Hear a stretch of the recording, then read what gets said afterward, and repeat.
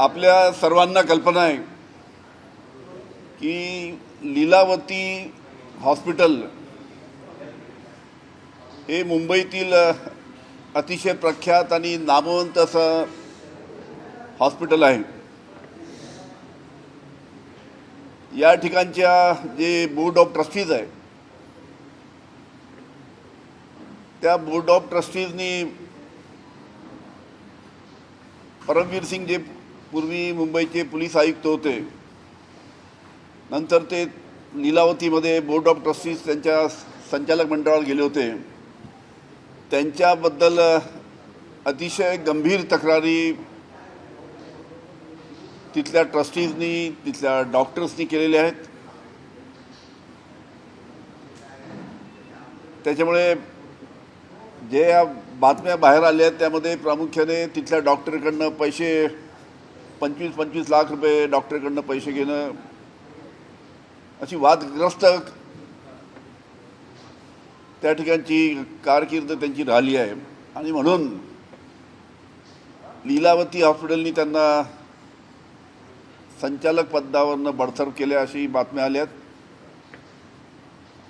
आपल्याला माहीत आहे की मी जेव्हा राज्याचा गृहमंत्री होतो त्यावेळेस मुंबईमध्ये माननीय मुकेश अंबानी यांच्या अँटिलिया घरासमोर बॉम्ब ठेवण्यात आला होता, स्फोटकं ठेवण्यात आली होती। त्यावेळेस मुंबईचे पोलीस आयुक्त परमवीर सिंगच होते। त्यांनी त्याची चौकशी चालू केल्यानंतर त्यांच्या चौकशीबद्दल शासनाला संशय आला की काहीतरी यामध्ये लपवल्या जात आहे आणि म्हणून ही चौकशी राज्य शासनाने ATSला दिली, अँटी टेररिस्ट स्क्वॉडला दिली। आणि ATSला चौकशी दिल्यानंतर ज्या काही गोष्टी समोर आल्या त्याच्यानंतर लगेच राज्य शासनाने म्हणजे आम्ही त्याची अतिशय कमी महत्त्वाच्या पदावर बदली केली आणि पुढील काळामध्ये त्याला सस्पेंड केलं। आणि त्याच्यामुळे जाऊन त्यांनी माझ्यावर त्यावेळेस आरोप केले होते। सांगण्याचा उद्देश हाच की आता याच पद्धतीनं ज्या पद्धतीनं परमवीर सिंग साहेबांची कारकीर्द त्यानिमित्तानं मुंबई पोलीस आयुक्त म्हणून अतिशय वादग्रस्त होती, त्याच पद्धतीनं लीलावती हॉस्पिटलमध्ये सुद्धा मोठ्या प्रमाणात त्यांच्या तक्रारी आलेल्या आहेत। त्याच्यामुळे ज्या काही तक्रारी परमवीर सिंग यांच्या विरुद्ध आलेल्या आहेत त्याची चौकशी झाली पाहिजे अशा पद्धतीचे मी या ठिकाणी मागणी करतो। याच्यानंतर जर काही प्रश्न आपल्याला विचारायचे असेल तर विचारू शकता।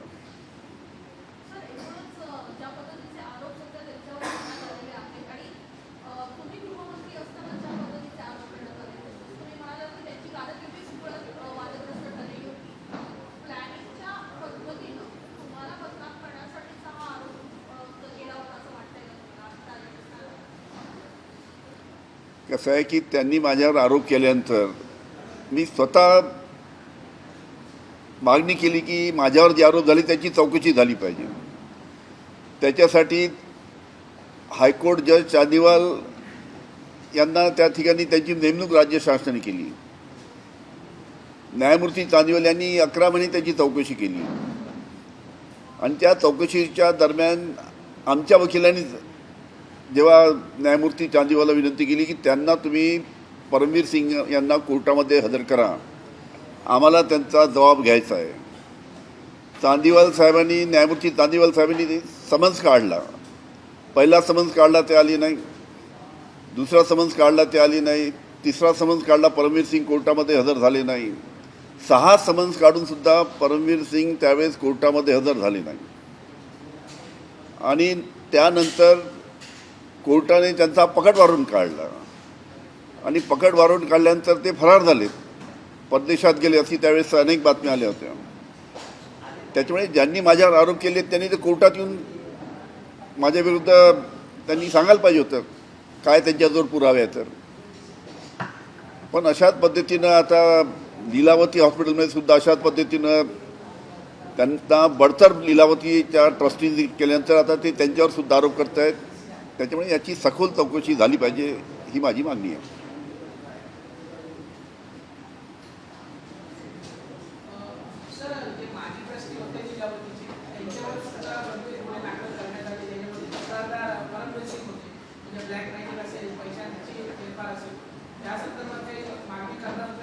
कसं आहे की त्यांची ही परमवीर सिंगची मोडस ऑपरेंडीच आहे. आम्ही जेव्हा राज्य शासनाने जेव्हा त्याची बदली केली, त्याला सस्पेंड केलं, तेव्हा त्यांनी आमच्यावर आरोप केले.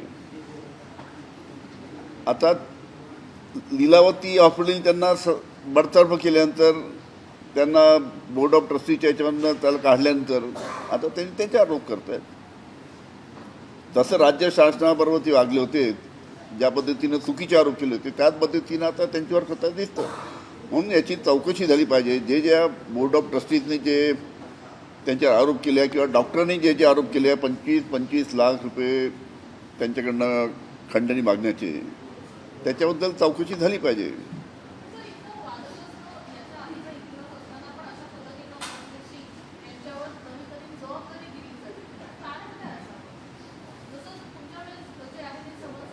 असं आहे की राज्य शासनामध्ये अनेक अधिकारी राहतात. प्रत्येक अधिकाऱ्यावर त्यांना विश्वासाने राज्य शासन त्यांना त्या त्या ठिकाणी जबाबदारी देते. पण काही काही अशा पद्धतीचे जे अधिकारी असतात, महत्त्वाची जबाबदारी मिळाल्यानंतर त्या ठिकाणी अशाच पद्धतीने वागतात. अनेक त्या निमित्तानं आम्ही आमच्या कारकिर्दीमध्ये सुद्धा अनेक खंडणीचे गुन्हेसुद्धा त्यांच्यावर पोलीस खात्याच्या अधिकाऱ्यांनीच दाखल केलेले आहेत.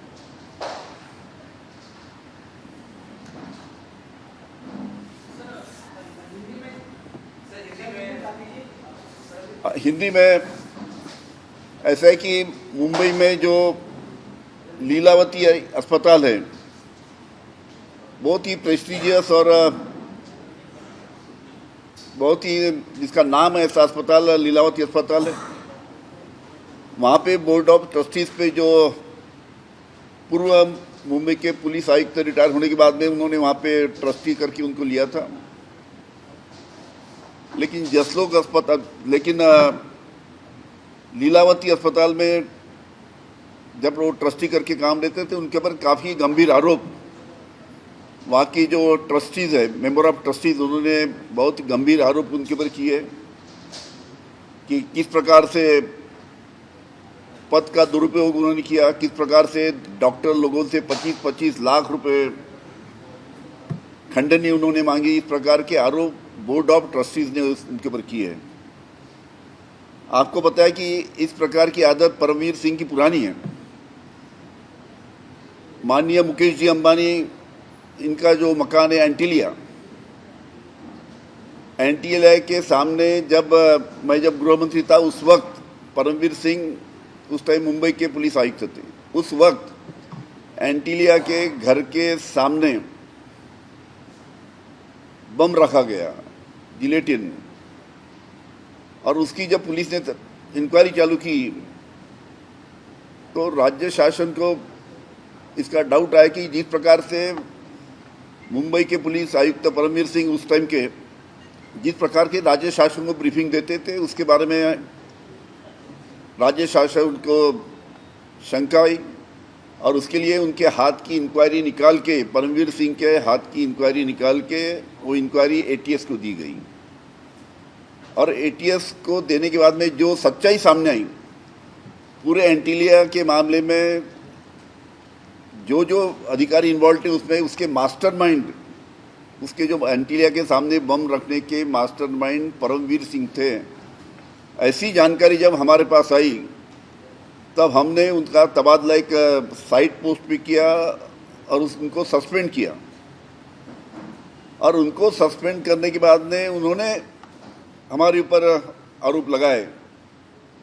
हमारे ऊपर आरोप लगाने के बाद में हमने दरखास्त की शासन को, भाई मेरे ऊपर जो आरोप लगाए उसकी इंक्वायरी होना चाहिए. हाईकोर्ट जज माननीय चांदीवाल साहब, इन्होंने उसकी इंक्वायरी की. उनके कोर्ट में हमारे वकील ने जब बोला कि भाई परमवीर को कोर्ट में बुलाइए, चांदीवाल साहब के कोर्ट ने जब परमवीर के लिए समन्स निकाला कोर्ट में हाजिर रहने के लिए। पहला समन्स निकाला, परमवीर कोर्ट में आए नहीं, दूसरा समन्स निकाला, तीसरा निकाला, चौथा निकाला, 6 समन्स निकाले, उसके बावजूद भी वो कोर्ट में हाजिर नहीं हुए। उसके बाद में उनका पकड़ वारंट निकाला गया। पकड़ वारंट निकालने के बाद में वो लापता हो गए, फरार हो गए। उस टाइम खबरें आ रही थी देश के बाहर चले गए। मतलब ताज्जुब है कि जिसने मेरे ऊपर आरोप लगाए थे 100 करोड़ का, उनको जब कोर्ट बुलाती है कि आप आके आपका बयान दो, तो कोर्ट में हाजिर रहने को तैयार नहीं। उसी प्रकार का अभी लीलावती की जो खबरें आई है अस्पताल की, लीलावती के बोर्ड ऑफ डायरेक्टर्स ने जब उनके ऊपर एलिगेशन किए या वहाँ के डॉक्टर ने एलिगेशन किए और उनको सस्पेंड किया, लीलावती अस्पताल ने, उनका जो डायरेक्टर थे ट्रस्टी, वो पद से उनको हटाने के बाद में भी उनके ऊपर आरोप कर रहे, ऐसी खबरें आ रही है। मतलब ये उनकी परमवीर सिंह की पुरानी आदत है कि जो उनके ऊपर कार्रवाई करता है, उनको बर्तब करता है या कड़क कार्रवाई करता है, तो उसके ऊपर आरोप करने का पुराना सिलसिला परमवीर का है। इसी प्रकार ये लीलावती में भी हुआ, ऐसा दिखता है। तो इसकी जांच होना चाहिए, हमारी मांग।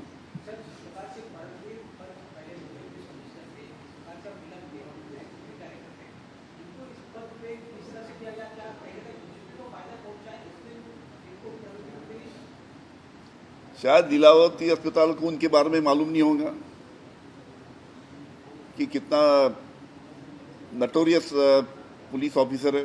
ऐसे है कि मुंबई में और मुंबई पुलिस और महाराष्ट्र पुलिस में बहुत अच्छे ऑफिसर है। मतलब 99% अफसर बहुत अच्छे हैं। कुछ लोग जो रहते परमवीर सिंह जैसे, उसके वजह से पूरा पुलिस फोर्स बदनाम होता है।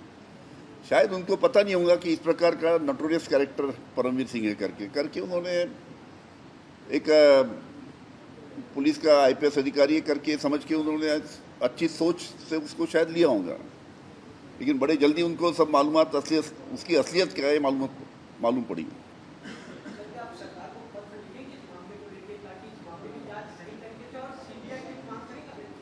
हम उसकी सरकार को जरूर लिखेंगे और इसकी जांच होना चाहिए, हमारी उसमें मांग है कि जिस प्रकार से एलिगेशन वहाँ के बोर्ड ऑफ डायरेक्टर्स कर रहे हैं, जिस प्रकार के एलिगेशन वहाँ के लीलावती के डॉक्टर्स कर रहे हैं, तो उसकी जांच होना चाहिए और जो सच है वो सामने आना चाहिए।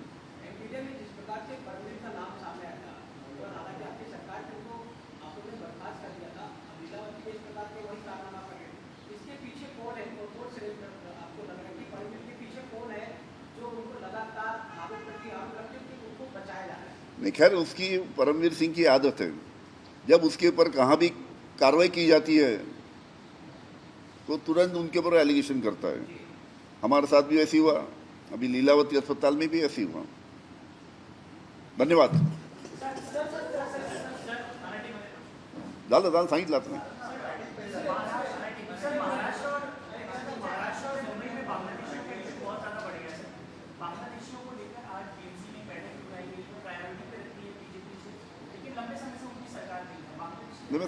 आवाज नहीं आ रहा आपका। बांग्लादेशियों पर लगातार कार्रवाई की मांग की जा रही है। आज BNC में भी बैठक होनी है, सरकार उनकी है, लेकिन इसके बावजूद भी बांग्लादेशियों पे कंट्रोल नहीं होगा।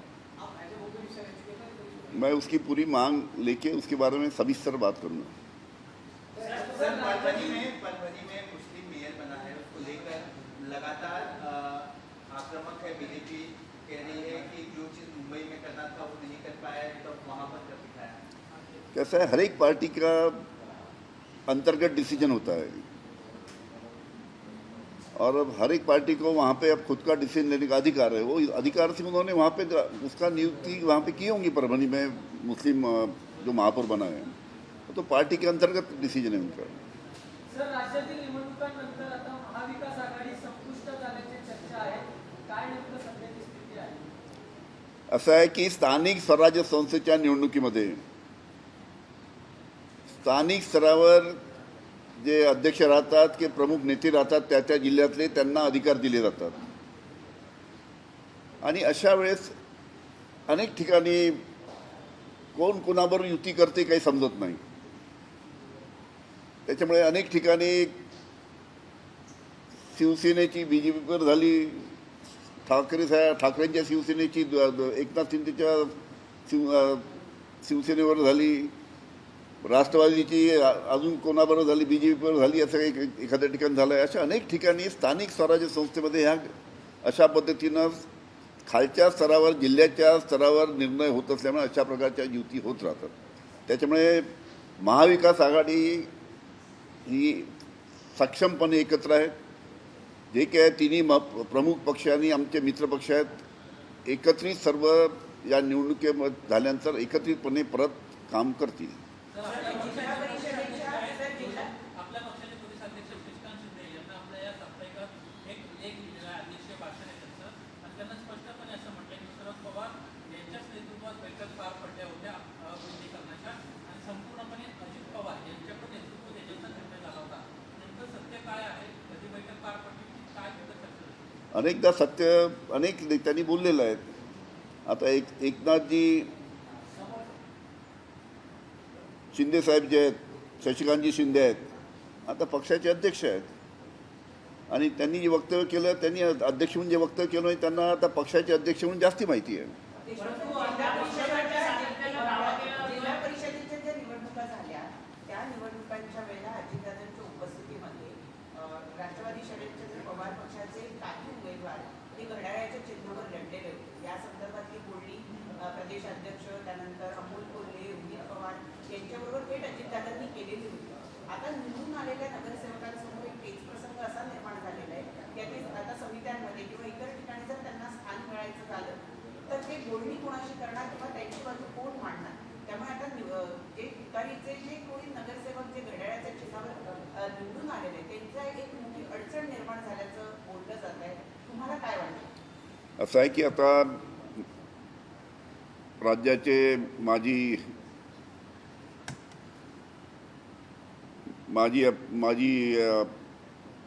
उपमुख्यमंत्री अजित पवार यांचं जे दुर्दैवी निधन झालं त्याच्यात आत्ताच जेमतेम 13वा दिवस झाला आहे. दुखवटा आता 13वा दिवस म्हणजे संपलेला आहे. त्याच्यामुळे आता या बाबतीत पुढील काळामध्ये बैठका होतील. अशा ज्या कुठे अडचणी आहेत ते वरिष्ठ मंडळी एकत्र बसून त्या सॉल्व्ह करतील. परंतु तुम्ही म्हणताय की शशिकांत शिंदे हे दावा करतायत ते योग्य आहे, परंतु दुसरीकडनं मात्र सुनील तटकरे किंवा प्रफुल्ल पटेल हे सातत्यानं वारंवार भूमिका मांडतात की विलिनीकरणाच्या संदर्भात कोणतीच चर्चा ही झालेली नव्हती. जर चर्चा झाली असती तर त्यांनी आमच्याशी या सगळ्या संदर्भात बोलून दाखवलं असतं, अशा पद्धतीचा दावा त्यांच्याकडे करण्यात. ठीक आहे, शशिकांत शिंदे हे आमच्या पक्षाचे सन्माननीय अध्यक्ष आहेत आणि त्यांनी आपली भूमिका मांडली आहे. परंतु प्रफुल्ल पटेल यांनी सुनील तटकरे खोटं बोलतात यांचं.